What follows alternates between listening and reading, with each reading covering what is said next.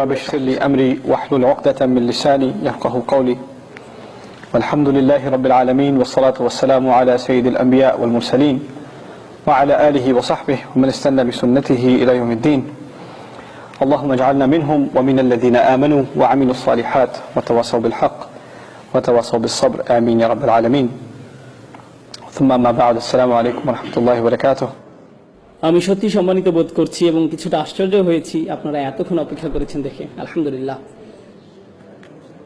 অপেক্ষা করার কারণে আল্লাহ আপনাদের উত্তম পুরস্কার দান করুক। আবার কণ্ঠস্বর কিছুটা ক্লান্ত মন হতে পারে, কারণ আমি সত্যিই ক্লান্ত, কারণ টানা 8 ঘন্টার লেকচার ছিল। আলহামদুলিল্লাহ, কিন্তু আমি ইনশাআল্লাহ খুব গুরুত্বপূর্ণ একটা বিষয় নিয়ে সংক্ষিপ্ত কিছু কথা শেয়ার করব আজ। এটা এমন একটা বিষয় যা এখন আর তেমন আলোচনায় আসে না, কিন্তু এর প্রতি আমাদের মনোযোগ দেওয়া প্রয়োজন। কোনো সন্দেহ নেই যে বিষয়ে আমাদের নজর দেওয়া প্রয়োজন ইনশাআল্লাহ। আমি আপনাদের সাথে কথা বলতে যাচ্ছি মুসলিম তরুণদের মাঝে একটা সংস্কৃতি নিয়ে, যারা কোনো ধর্মীয় পথের ভিতর দিয়ে যাচ্ছে, বিশেষ করে পশ্চিমা সমাজে। অনেক সময় মুসলিম তরুণরা যে জীবনযাপন করে তাকে বলা যেতে পারে, মনে করুন, পার্টিং, ঠিক আছে? এবং তারপর জীবনে কোনো এক সময় তারা বিশেষ উপলব্ধির মুখোমুখি হয় এবং দিনের পথে চলতে শুরু করে। এমন প্রচুর ভাই বোন আছে যারা জীবনে কোনো এক সময় পরিবর্তিত হয় এবং তারপর ধীরে ধীরে তারা আরো ধার্মিক হয়ে ওঠে। কিন্তু তারপর যা হয় তা হচ্ছে, যখন সময়ের সাথে সাথে তারা আরো ধার্মিক হয়ে ওঠে, তারা অনেক বেশি কড়া হয়ে যায়, খুব উৎসাহী হয়ে পড়ে, আবেগপ্রবণ হয়ে পড়ে এবং নিজেদের জন্য নিজেরাই কোনো শিক্ষক খুঁজে নেয়। সেই শিক্ষক হচ্ছে কখনো কোনো মানুষ, কখনো কোনো সিরিজ লেকচার, কখনো কোনো ওয়েবসাইট, কখনো কোনো ব্লগ, কখনো অপরিচিত কোনো নাম। কিন্তু সেটা যাই হোক না কেন, তারা নিজেদের জন্য একটা জ্ঞানের উৎস খুঁজে নেয়, যেটাকে তারা সঠিক বলে মনে করে। এর প্রতি তারা খুবই অনুরক্ত হয়ে পড়ে এবং আস্তে আস্তে যা ঘটতে শুরু করে তা হচ্ছে তারা খুব কঠোর, খুব অনমনীয় হয়ে ওঠে। তারা লক্ষ্য করতে শুরু করে যে তাদের চারপাশে মানুষরা ঠিক তাদের মতো না। তারা যাকে শিক্ষক মানে, তার চারপাশে মানুষরা তাকে শিক্ষক মানে না। তারা যেভাবে দিনকে বোঝে অন্যরা সেভাবে বোঝে না। তাই প্রথমে যা হয় তা হচ্ছে তারা তাদের চারপাশের, বিশেষ করে তাদের পরিবারের মানুষদের ব্যাপারে হতাশ হতে শুরু করে। মুসলিম তরুণটি ভালোর দিকে পরিবর্তন হতে শুরু করলে সবার আগে যাদের প্রতি হতাশ হয় তাহলে তার পরিবার। কেন তোমরা বোঝো না? এটাই দিন পালনের সঠিক পথ। এবং এমন আরো অনেক অনেক সংঘর্ষের সৃষ্টি হয়। আপনি যদি মুসলিম হন এবং আপনার পরিবার যদি অমুসলিম হয় তাহলে তা আরো বেড়ে যায়। কিন্তু মুসলিম পরিবারের মাঝে থেকেও যদি আপনি দিনকে নতুন করে আবিষ্কার করেন তাহলেও এমন সমস্যার সম্মুখীন হতে হয়। এরকম সমস্যা শুধু যে পরিবারের মাঝে সীমাবদ্ধ থাকে তা নয়, বরং বন্ধু মহলেও বিস্তার ঘটে। অনেক সময় এমন হয় যে আপনার দীর্ঘদিনের বন্ধু, কিন্তু সে কোনো ধর্মীয় পথের ভিতর দিয়ে যাচ্ছে না, বা হয়তো সে যাচ্ছে কিন্তু পথটা ঠিক আপনার মতো না, আপনার দিনের বুঝ হয়তো তার মতো না, অথবা কিছু বিষয় হয়তো তারা আপনার মতো এতটা কঠোর না, এবং এটা আপনার পক্ষে মেনে নেওয়া খুব কষ্টকর হয়ে যাচ্ছে। আপনি তখন তাদের প্রশ্ন মানে জর্জরিত করে তোলেন। যখন আপনি এমন মানুষদের সংস্পর্শে আসেন যারা দিনকে আপনার মতো করে দেখে না, তখন এটাকে কেন্দ্র করে আপনি তাদের বুঝিয়ে দেন যে তারা ভুল আর আপনি ঠিক। এভাবেই তাদের দিন পালন করা উচিত এবং এছাড়া কোনো পথ নেই, ইত্যাদি ইত্যাদি। এমন এক ধরনের আচরণ গড়ে ওঠে বিশেষ করে তরুণদের মাঝে। এমন আচরণের পিছনে অনেক কারণ রয়েছে। তরুণ বা তরুণীটি নিজে মনে করে যে সে যা করছে তা হচ্ছে আমর বিল মারুফ ওয়া নাহই আনিল মুনকার। তারা মনে করে যে তারা ভালো কাজে আদেশ দিচ্ছে এবং মন্দ কাজে নিষেধ করছে। তারা তো তাদের ভাই বোনদেরকে হাদিস বা কোরআনের আয়াতই বলছে, ভালো কাজই তো করছে, এটাই তো তাদের করা উচিত। এমন কথাই তাদের মাথায় থাকে। তারা যা বুঝতে পারে না তা হচ্ছে এখানে আরো একটা ব্যাপার ঘটছে, অন্য আরো কিছু ঘটছে। দিনের পথে আসার আগে আপনি হয়তো বন্ধু মহলের মনোযোগের কেন্দ্রবিন্দু ছিলেন, আপনি গুন্ডা মাস্তান যাই ছিলেন না কেন সকলের মধ্যমণি হয়ে থাকতেন। যখন আপনি ধর্মের পথে আসলেন তখন আপনাকে ঘিরে আর সেটা রইল না, কিন্তু আপনার তখন এমন কিছু একটা চাই। অন্যদের উপর নিজের আধিপত্য দেখানোর জন্য আপনার ভেতরে এক ধরনের জেদ কাজ করে। আপনার মনে হয় যে আমি মানুষকে দেখাতে চাই কোনো না কোনো ভাবে আমি তোমাদের চেয়ে সেরা। এবং এই ঘুরপথে চলতে গিয়ে বেশিরভাগ সময় নিজের অজান্তেই, অধিকাংশ সময় তারা মানুষকে যে ধর্মীয় মতামত প্রদান করে তার মাধ্যমে তারা নিজেদের শ্রেষ্ঠত্ব দেখাতে চায়। তারা মানুষের কাছে প্রমাণ করে দিতে চায় যে অন্যরা আসলে ধর্মটা ঠিকমতো জানে না, আমি ধর্ম সম্পর্কে ঠিকমতো জানি। আসো তোমাকে বলি কোনটা সঠিক, আসো তোমাকে আয়াতটা শিখাই, তোমাকে হাদিসটা শিখাই, তুমি জানো না এটা এভাবে না ওভাবে। মানে ধর্ম নিজেই আপনার ইগো প্রকাশের মাধ্যম হয়ে ওঠে। এমন ঘটনা খুবই দুঃখজনক, কারণ ধর্ম নাজিল হয়েছিল যেন আমরা নিজেদের বিনয়ী করে তুলি, কিন্তু এখন আমরা সেই একই ধর্ম ব্যবহার করছি নিজেদের অহংকার প্রকাশ করতে, দাম্ভিকতা প্রকাশ করতে। তবে এটা এমন নয় যে শুধু আমাদের তরুণদের মাঝেই ঘটে থাকে, বরং বড়দের মাঝেও হয়। আপনারা ইবলিসের কথা জানেন, সে কিসে আল্লাহর অবাধ্য হয়েছিল? সে সিজদা করতে রাজি হয়নি। আদম আলাইহিস সালামকে আল্লাহ কি কাজ দিতে যাচ্ছিলেন, কেমন উচ্চ বেতন তিনি পেতে যাচ্ছিলেন, আদম আলাইহিস সালাম কি পদোন্নতি পেতে যাচ্ছিলেন, যেটা দেখে ইবলিস বলে উঠছিল, না না না না না, আমি এই কাজের জন্য বেশি উপযুক্ত। কি ছিল সেই কাজ? আল্লাহ তাআলার কি উদ্দেশ্যে মানুষ সৃষ্টি করেছিলেন? ইবাদতের উদ্দেশ্যে, ঠিক। এবং আদম আলাইহিস সালামকে বলা হয়েছিল ইন্নী জাইলুন ফিল আরদি খলিফা। আল্লাহ ওনাকে কোথায় ন্যস্ত করেছিলেন? পৃথিবীতে। এবং এটা কি ছিল? আল্লাহর কাজ করার দায়িত্ব। এটা একটা ধর্মীয় উপাধি। আরো সহজভাবে যদি বলি, আদম আলাইহিস সালামকে ধর্মীয় সম্মাননা দেওয়া হয়েছিল, দুনিয়াবী সম্মান না। উনাকে কোনো উচ্চ বেতন বা বিলাস বাড়ি দেওয়া হয়নি, ওনাকে ধর্মীয় মর্যাদা দেওয়া হয়েছিল। তাই আপনি যদি এই বিষয়টা নিয়ে ভাবেন তাহলে কিছুটা অবাক হবেন। ইবলিস এক ধর্মীয় মর্যাদার কারণে আদম আলাইহিস সালামকে হিংসা করেছিল, তার ইগো প্রকাশ পেয়ে গিয়েছিল, কারণ সে মনে করেছিল আল্লাহর দ্বীনের কাজ করার জন্য আদমের চেয়ে সে বেশি যোগ্য, দ্বীনের কাজ করার জন্য আমি বেশি যোগ্য। এবং এই অহংকার প্রকাশ পেয়ে যায় যখন কেউ দাবি করে যে মসজিদের সভাপতি হওয়ার জন্য আমি বেশি উপযুক্ত, সভাপতি পদের জন্য আমি বেশি উপযুক্ত। তাকে কেন বেছে নেওয়া হলো? কেন তাকে এই কাজ দেওয়া হলো? কেন আমাকে নেওয়া হলো না? এটা একটা ধর্মীয় কাজ। সভাপতি হলে আপনাকে টাকা দেওয়া হবে না, মসজিদ পরিচালনার জন্য তো আপনাকে নতুন গাড়ি দেওয়া হবে না, কিন্তু তারপরও আমেরিকা জুড়ে আমরা দেখতে পাই কিসের জন্য মানুষ জান দিয়ে লড়ে যাচ্ছে? ধর্মীয় খেতাবের জন্য। মসজিদ পরিচালনা কে থাকবে? কার কথা শোনা হবে? কিন্তু কেন? এই রোগের সূচনা কোথায় হয়েছিল? সেই কাহিনী যথেষ্ট পুরানো। এই রোগের ভাইরাস ইবলিসের থেকে শুরু হয়েছিল। সে ওই ধর্মীয় কর্তৃত্ব চেয়েছিল। মূল বিষয় হচ্ছে এটা এক প্রকার অসুখ, এবং এটা যদি কারো মাঝে থাকে তাহলে তার সেটা অতি সত্বর চিহ্নিত হওয়া উচিত। যখন আপনার মনে হয় ভাগ্যিস আমি ছিলাম, না থাকলে এই মানুষদের একদম বিপদে চলে যেতে হতো, এদের সঠিক পথ দেখানোর জন্য অন্তত আমি আছি, যদি এটা আপনার মনোভাব হয়, আপনি ভয়ঙ্কর সমস্যায় আক্রান্ত। সত্যি আপনি ভীষণ সমস্যায় আছেন, কারণ আপনি ভাবছেন এই দিন কার উপর নির্ভর করে? আপনার উপর। দিনের আমাদেরকে প্রয়োজন নেই। আল্লাহর দিনকে আমাদের প্রয়োজন, কিন্তু আল্লাহর দিনের আমাদেরকে প্রয়োজন নেই। আল্লাহু গানিয়ুল হামিদ। আল্লাহ সুবহানাহু ওয়া তাআলা সমস্ত প্রয়োজন থেকে মুক্ত, তার আমাদেরকে প্রয়োজন নেই। আমাদের নিজেদের আরো বিনয় হওয়া দরকার। আমি এতক্ষণ ধর্মীয় দৃষ্টিকোণ থেকে ইগোর কথা বলছিলাম, কিন্তু পরিবারের মাঝেও দেখা যায় যে আমরা বলছি আমি মারা গেলে এই পরিবার দেখাশোনা কে করবে, কে বিল পরিশোধ করবে, আমি না করলে কে এসব করবে, এমন ভাবনা আপনার মনে আসে, ঠিক। কিন্তু আপনারা জানেন আমাদের মৃত্যু কবে হবে সেটা নির্ধারণ করা আছে। কিন্তু আপনি যতই ভাবুন না কেন যে আমার এত টাকা জমাতে হবে বা অত টাকা জমাতে হবে, আমাকে প্রমোশন পেতে হবে বা ইত্যাদি, আপনি চিন্তা করেন আপনাকে কি কি করতে হবে। কিন্তু যদি আল্লাহ তাআলা ঠিক করেন যে আপনি আজ রাতে মারা যাবেন, তাহলে যা নির্ধারিত তাই হবে। এবং আমি চলে যাওয়ার পর আমার সন্তান, আমার স্ত্রী, আমার স্বামী, যেই হোক না কেন, আল্লাহ তাআলা ইতিমধ্যেই তাদের দেখাশোনা করছেন। এটা কখনোই ভাবা উচিত না যে আমি তাদের দেখাশোনা করছিলাম, আল্লাহ তাআলা তাদের খেয়াল রাখছিলেন। আমি নিজেকে ভোলাচ্ছিলাম এইভাবে যে সবকিছু আমার উপর নির্ভর করে। কোনো কিছু আমার উপর নির্ভর করে না। কারো ভালো করার ক্ষমতা আমার নেই, সকল ক্ষমতা আল্লাহর। যেহেতু ইগোই মূল সমস্যা, ইগো কোত্থেকে আসে? আপনার মধ্যে ইগো তখনই জন্মায় যখন আপনি সত্যিকার অর্থে আল্লাহর মহত্বকে মূল্যায়ন করতে ব্যর্থ হন, যখন আপনি আল্লাহকে সমাদর করতে জানেন না, তখন আপনি আল্লাহকে প্রশংসা করার স্থানে নিজের ব্যাপারে উচ্চ ধারণা পোষণ করেন। এখান থেকেই অহংকারের শুরু। সমস্যাটার গোড়া এখানেই। সুতরাং ইনশাআল্লাহ প্রথমে যে বিষয়টা আমি বলতে চাই তা হলো, সেসব মানুষ যারা ধর্মের লেবাস পরে থাকে, তারা দেখতে ধার্মিক, তাদের কথাবার্তা ধার্মিক, তাদের জ্ঞান আছে, আল্লাহ তাআলা যেন আমাদেরকে এইসব হতে রক্ষা করেন। এটা খুবই ভয়াবহ সমস্যা। এদেরকে যে মানুষটা দাঁড়িয়ে নেই তার চেয়ে বেশি প্র্যাকটিসিং মনে হয়। অনেক বোনদের, যেসব বোনরা হিজাব পালন করে না, তাদের চেয়ে বেশি আল্লাহ ভীরু মনে হতে পারে। তাদেরকে বাইরে থেকে দেখতে খুবই ভালো লাগে, কিন্তু তাদের মধ্যে ইগো আছে। আপনার ভিতরে অন্যের সামনে নিজেকে মহান রূপে উপস্থাপন করার তাড়না আছে।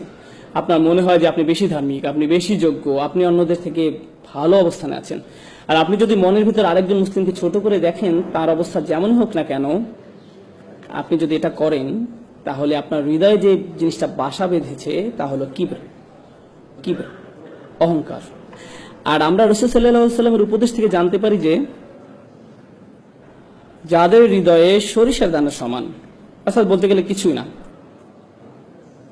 এমন অনুপরিমাণ অহংকার থাকে, তাদের জন্য জান্নাতের দরজা খোলা নেই। অনুপরিমাণ অহংকার থাকে, জান্নাতের দরজা তার জন্য খোলা নয়। তাই আমি যেটা বলতে চাচ্ছি তা হলো, ধরুন একজন মুসলিম খারাপ কাজ করে, হয়তো সে মদ পান করে বা অন্য যে কোনো ধরনের খারাপ কাজ করে, তার খারাপ কাজগুলো বাহ্যিক চোখে দেখা যায়, কিন্তু আপনার খারাপ কাজটা কোথায় ঘটছে? অন্তরের মধ্যে। বাইরে থেকে আপনাকে দেখতে ভালোই লাগে, মনে হয় যে আপনি ঠিকঠাকই আছেন। নিঃসন্দেহে সে লোকটা খারাপ কাজগুলোর কারণে শাস্তিযোগ্য, কিন্তু আপনার অহংকারটাও কি শাস্তিযোগ্য নয়? আর যদিও কেউ তার কাজগুলোকে উপেক্ষা করছে না, কিন্তু যদি তুলনা করা হয়, তাহলে আপনার আর তার মধ্যে কার সমস্যা দূর করা বেশি কঠিন? এদিকটা ভেবে দেখুন তো। অহংকার দূর করাটা বেশি কঠিন। কেন? কারণ আপনি একে দেখতেও পান না। সেই মানুষটার মদ পান তো সবাই দেখতে পায়, এ নিয়ে তার সাথে কথা বলা যাবে, কিন্তু আপনার অন্তরের এই ব্যাপারটা সমাধান করা অনেক বেশি কষ্টের, কারণ এটার অবস্থান হৃদয়ের গভীরে, যার একমাত্র ব্যক্তি আপনি অনুধাবন করতে পারেন। অন্য কেউ আপনাকে এটা বলতে পারবে না। যদি এটা থাকে তাহলে আপনার ভেতরে আছে। আর আমি যখন আপনাদের এই ব্যাপারগুলো বলছি, এই সময় আপনার মনে হতে পারে এই মুহূর্তে আমার অহংকারে একজনের কথা মনে পড়ছে, যার এই কথাগুলো শোনা উচিত। অন্য কারো ব্যাপারে চিন্তা করবেন না, তাহলে স্বয়ং আপনার মধ্যেই অহংকারের চিহ্ন আছে। কার কথা আপনার মনে আসা উচিত? আপনার নিজের কথা। ধর্মের নসিহতগুলো সর্বপ্রথম নিজের জন্য প্রযোজ্য, অন্যের জন্য নয়। সর্বপ্রথম কার জন্য প্রযোজ্য? নিজের জন্য। আমরা এতই অন্ধ হয়ে গেছি যে আমরা ভাবি কোরআনের আয়াতগুলো, রাসূল সাল্লাল্লাহু আলাইহি ওয়াসাল্লামের হাদিস বা উপদেশগুলো সব অন্যদের জন্য, নিজের জন্য না। কোনো কিছু শোনার সাথে সাথে অন্যকে বলার জন্য আপনি পেরেশান হয়ে যান। সেগুলো প্রথমে কার মানার কথা ছিল? কার সেগুলো প্রথমে অনুসরণ করার দরকার ছিল? আপনার নিজের। এই ব্যাপারটা আমাদের অবশ্যই মনে রাখতে হবে। আল্লাহর দ্বীনের ক্ষেত্রে আমরা অনেক বেশি স্বার্থপর, আমরা আত্মকেন্দ্রিক, আমরা ধান্দাবাজ হয়ে পড়ি। এই ব্যাপারটা আমাদের অবশ্যই মনে রাখতে হবে। যখন একজন স্বামী স্ত্রীর দায়িত্ব কর্তব্য সম্পর্কে কোনো হাদিস শোনে, তখন সে কি করে? সে তার স্ত্রীকে যেয়ে বলে, এই জানো আজ কি শুনেছি, মনে রেখো। এমনকি পিতামাতাও তাদের সন্তানদের সাথে কোন একটা শোনায়, অবিল ওয়ালিদাইনি ইহসানা, তোমার পিতামাতার সাথে সৎ ব্যবহার করো। এটাকে আত্মসেবা হয়ে যায় না? আমরা কি এখানে নিজের সেবা করতে এসেছি নাকি আল্লাহর দ্বীন পালন করতে এসেছি? এটা পুরো দৃষ্টিভঙ্গি বদলে দেয়। এটা সম্পূর্ণ ভিন্ন দৃষ্টিভঙ্গি। তো এটি প্রথম সমস্যা যা আমি আপনাদের সামনে তুলে ধরতে চেয়েছিলাম। ইগো, যা কেবল আপনি উপলব্ধি করতে পারেন, আর কেউ আপনার জন্য তা করতে পারবে না। যদি আপনার অন্তরের মধ্যে ইগো থাকে, তাহলে বাইরে থেকে যতই ভালো দেখাক না কেন, তার কি মূল্য থাকবে? কারণ আপনার হৃদয়টাই সুস্থ নেই। আর আল্লাহ বলেন, ইল্লামান আতাল্লাহু বিকলবিন সালিম, কিন্তু একমাত্র তারা ব্যতীত যারা সুস্থ অন্তর নিয়ে আল্লাহর কাছে আসবে। তাই আমাদের ভিতরের এই ইগোটাকে ঠিক করতে হবে। দ্বিতীয় পয়েন্টে যাওয়ার আগে আমি আপনাদের কিছু টিপস বলি কিভাবে বুঝবেন যে আপনার মধ্যে ইগো আছে। যদি কেউ আপনাকে কোনো বিষয় শুধরে দেয় আর আপনি খুবই অপমানিত বোধ করেন, আপনার যদি মনে হয় তুমি কিভাবে আমাকে এটা বলতে পারো, নিজেকে কি মনে করো? তার কি এমন যোগ্যতা আছে যে আমার ভুল ধরিয়ে দেয়? এটা যদি আপনার প্রথম প্রতিক্রিয়া হয়, তবে আপনার মধ্যে ইগো সমস্যা আছে। সেই লোকটা যদি ভুলও হয়ে থাকে, তার হয়তো সেটা বলা উচিত হয়নি, তারপরও আপনার প্রাথমিক প্রতিক্রিয়া এমন হবে না যে সে কে এটা আমাকে বলা, বরং আপনার প্রতিক্রিয়া হবে, হয়তো এই মন্তব্যের মধ্যে দিয়ে আল্লাহ আমার নিজের কোনো অনুচিত কাজের দিকে মনোযোগ দিতে বলছেন। আচ্ছা, এটা যদি 100% সত্য নয়, কিন্তু তার কথার মধ্যে সামান্য অংশ কি সত্য? এর মাঝে কি 1% সত্য, 0.5% সঠিক? তার কথার মধ্যে যতটুকু সত্য ততটুকুই আমি গ্রহণ করি। আমার নিজেকে বাঁচাতে হবে। সে কে আমাকে এগুলো বলার? নিজের মধ্যে এমন মানসিকতা গড়ে তুলবেন না। বাজে কথার মধ্যে থেকেও ভালোটুকু বের করে আনুন, আর বাকিটা বাদ দিন। যদি আপনার ভিতরে সব আলোচনা অংশ নেওয়ার তাড়না কাজ করে, যদি আপনার মনে হয় যে আলোচনার মধ্যে যে কোনো ভাবেই নিজের মতামত শোনাতেই হবে, আলোচনা শেষে আপনার মত গ্রহণ না করা হলে যদি আপনি খুবই অপমানিত বোধ করেন, হয়তো আপনি একটা মত দিয়েছেন, অন্যজন আরেকটা মত দিয়েছে, আর শেষে তার মতটাই গ্রহণ করা হয়েছে, আর তখন আপনি রাগান্বিত হয়ে সেখান থেকে চলে গেলেন, তাহলে আপনার ইগো প্রবলেম আছে। বিশেষ করে ধর্ম সম্পর্কিত কোনো ব্যাপারে হতে পারে, কোনো মসজিদে বসে কয়েকজন আলোচনা করছে যে তাদের কি করা উচিত এই ব্যাপারে, সেখানে আপনি আপনার মতামত দিলেন, সাথে অন্যরাও দিল, আর এই আলোচনা আল্লাহ সন্তুষ্টির জন্যই হচ্ছে, তাই না? আপনি মসজিদ বিষয়ে অথবা অন্য কোনো ব্যাপারে যে মতামতটা দিলেন সেটা কাকে খুশি করার জন্য? আল্লাহকে খুশি করার জন্য। আপনি তো সেটা নিজের জন্য দেননি, দেখা যাক আমার মতে প্রাধান্য পায় কিনা, এটা তো আপনার লক্ষ্য ছিল না। আর যদি সেজন্যই দিয়ে থাকেন তাহলে আপনার চিন্তার মধ্যে সমস্যা আছে। তো আপনি যদি প্রকৃতপক্ষে আল্লাহর সন্তুষ্টির জন্য কোনো বিষয়ে আন্তরিক মতামত দেন, তাহলে ইতিমধ্যেই কি আপনার পক্ষে সওয়াব লেখা হয়নি? আল্লাহর সন্তুষ্টির জন্য কোনো বিষয়ে আন্তরিক মত দেন, তাহলে কি আপনার জন্য সওয়াব পেয়ে গেলেন না? হ্যাঁ, আল্লাহ আপনাকে আপনার প্রাপ্য পুরস্কার দেবেন।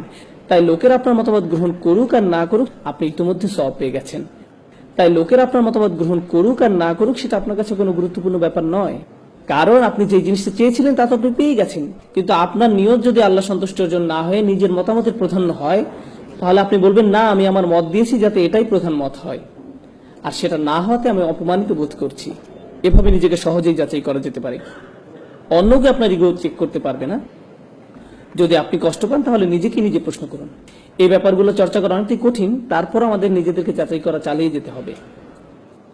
সুতরাং প্রথম সমস্যাটা হলো ইগো, যাদেরকে বাইরে থেকে ধার্মিক মনে হয় কিন্তু ভেতরে নিজেদের অন্য থেকে বড় করে উপস্থাপন করার তাড়না কাজ করে। দ্বিতীয় সমস্যাটাও অনেকটা একই ধরনের। বাইরে থেকে ধার্মিক মনে হয়, বেশ ভালো লাগে, জ্ঞানী মনে হয়, মুখে ভালো কথাও বলে, ভালো পোশাক পরে, সবকিছুই চমৎকার, তাকে দেখে যে কেউ বলবে এই ভাইটা আসলে অসাধারণ একজন মানুষ। কিন্তু ভেতর ভেতরে কি হয় জানেন? প্রথম ক্ষেত্রে নিজের মধ্যে ইগো জন্ম নেয়, আর দ্বিতীয় সমস্যা হলো হৃদয় কঠিন হয়ে পড়ে। তখন আল্লাহর কথা আপনাকে আর নাড়া দেয় না, কোরআন শুনেও আপনি কিছু অনুভব করেন না। অনেক দিন হয়ে গেছে আপনি সালাতে দাঁড়িয়ে কাঁদেন না, আপনার হৃদয়ে কোনো অনুভূতি ছুঁয়ে যায় না। আপনি নিয়মিত এগুলো শুনছেন, কিন্তু আপনার সবসময় মনে হয় আমি তো এগুলো আগে থেকেই জানি, আমার এসব শুনে লাভ নেই, এগুলো তো আমি অনেক আগেই শুনেছি, আমি জানি এরপর কি বলবেন। সালাতে দাঁড়িয়ে আপনি ভাবতে থাকেন ইমাম সাহেবের তেলাওয়াতটা আরো শুদ্ধ হতে পারতো, তার কলকলাটা আরো ভালো হতে পারতো, তিনি মতটা যথেষ্ট লম্বা করেননি, গুন্নাটা, এসবই আপনার সালাতের মাঝে হচ্ছে। এটা কিসের লক্ষ্য জানেন? আপনার তাজবিদ ভালো কিন্তু হৃদয় কঠিন। আল্লাহর কালামও কি আপনাকে নাড়া দেওয়ার জন্য যথেষ্ট নয়? সেগুলো শুনেও কি আপনার হৃদয় বিগলিত হয় না? আপনি কেবল সেগুলোকে অবচেতন মনেই শুনে যান। একদিকে আপনার ইলম বৃদ্ধি পাচ্ছে, লোকজনের সামনে আপনাকে খুবই ধার্মিক বলে মনে হচ্ছে, কিন্তু যে সময় একা থাকেন, যখন আর কেউ আপনাকে দেখতে পায় না, তখন আপনার ভিতরে খারাপ সত্তাটা বেরিয়ে আসে, যার কিছু আলাদা আচরণ আছে, যে কিছু গোপন কাজ করে, আপনি কখনো কল্পনাই করতে পারবেন না যে সে এরকম খারাপ কাজ করতে পারে। তার স্বাভাবিক চলাফেরা দেখে, মানুষের সাথে তার আচরণ দেখে আপনি ধারণাই করতে পারবেন না যে তারা নির্জনে এরূপ, কিন্তু তারা নির্জনে একদম ভিন্ন এক মানুষের রূপ নেয়, যাকে দেখে আপনিও চিনতে পারবেন না। তো সেই মানুষের ভেতরে একটা দানব বাস করছে, তার কিছু বাজে সমস্যা আছে, কিন্তু তাকে বাহ্যিক দিক থেকে দেখে একজন মহান ব্যক্তি মনে হয়। কেউ আপনার এই সমস্যা দূর করতে পারবে না, কারণ তারা জানেও না যে আপনার মধ্যে এমন একটা সমস্যা বিরাজ করছে। তাই প্রথম সমস্যা হলো ইগো, দ্বিতীয় সমস্যা হলো কঠিন হৃদয়। আর দুটোই আত্মিক সমস্যা, দুটোই হৃদয়জনিত সমস্যা। আর এই সমস্যাগুলো কেবল একজনই শনাক্ত করতে পারে। কে সে? আপনি নিজে। ইনশাআল্লাহ শেষের দিকে যে সমস্যাগুলো দূর করার জন্য কিছু টিপস নিয়ে আলোচনা করব। আমি দ্বিতীয় পয়েন্টটা গুছিয়ে আনতে চাই, হৃদয় কঠিন হয়ে পড়ার ব্যাপারে। আল্লাহ তাআলা বলেন, যে আমি শুরুতে তিলাওয়াত করেছিলাম সূরা হাদীদ থেকে, আল্লাহ প্রথমে আহলে কিতাবদের সাথে পড়ে আমাদের সাথে কথা বলছেন। তিনি বলেন, আলাম ইয়ানিল লাযিনা আমানু, মানুষদের মধ্যে যারা ইমানদার বলে নিজেদেরকে দাবি করে, আন তাকশা কুলুবুহুম লিযিকরিল্লাহ, তাদের জন্য আল্লাহর স্মরণে হৃদয় বিগলিত হওয়ার সময় আসেনি? তাদের হৃদয় সশ্রদ্ধ ভয়ে পূর্ণ হওয়া উচিত, তাদের হৃদয় হয়ে যাওয়া উচিত বিগলিত। যখন আপনার পেশি নরম আর দুর্বল হয়ে পড়ে, জানেন সেটা আসলে খুশ, তখন আপনাকে শক্তিহীন মনে হয়, আপনার মনে হয় কেউ আপনাকে বশীভূত করে ফেলেছে। আল্লাহ বলেছেন তাদের হৃদয় আল্লাহর ভয়ে, তার কথা স্মরণ করে বশীভূত হয়ে পড়া উচিত। যারা বিশ্বাসী তাদের জন্য কি আল্লাহ স্মরণে হৃদয় গলে যাওয়ার সময় আসেনি? ওমা নাযালা মিনাল হক, এবং যে সত্য অবতীর্ণ হয়েছে তার কারণে। কি সেটা? কি সত্য অবতীর্ণ হয়েছে? আল কোরআন। এরপরে আল্লাহ একে একে বলছেন, ওয়ালা ইয়াকুনু কাল্লাযীনা উতুল কিতাবা মিন ক্বাবল, তোমরা তাদের মতো হয়ো না যাদেরকে পূর্বে কিতাব দেওয়া হয়েছিল। ফাতালা আলাইহিমুল আমাদ, এরপর একটা বড় সময় অতিক্রান্ত হয়ে গেছে। তার মানে তারা এই কিতাব ধারণ করেছিল দীর্ঘ সময়ের জন্য। যখন তারা এভাবে কিতাব ধারণ করেছিল, আপনারা জানেন যখন প্রথম ধর্মীয় অনুশাসন শুরু করেন তখন আপনি উত্তেজিত থাকেন, এই উত্তেজনা এক সময় চলে যায়, যা থাকে তা হলো বহিরাবরণ। ফাকাসাদ কুলুবুহুম, এরপর যা ঘটে তা হলো অন্তর কঠিন হয়ে যায়। একটি দীর্ঘ সময় অতিক্রান্ত হওয়ার পর ধর্মীয় কার্য সম্পাদন একটা রুটিনে পরিণত হয়। এমন কিছু তারা করে যা শুধু করতে হয়, তারা এটা করছে কারণ এটা করতে তারা অভ্যস্ত, কিন্তু এটা আর এমন কিছু নয় যা তাদের হৃদয়কে আলোড়িত করে। তাদের হৃদয় কঠিন হয়ে গেছে। যখন আপনার অন্তর কঠিন হয়ে যায় তখন কলুষিত হওয়ার ভয়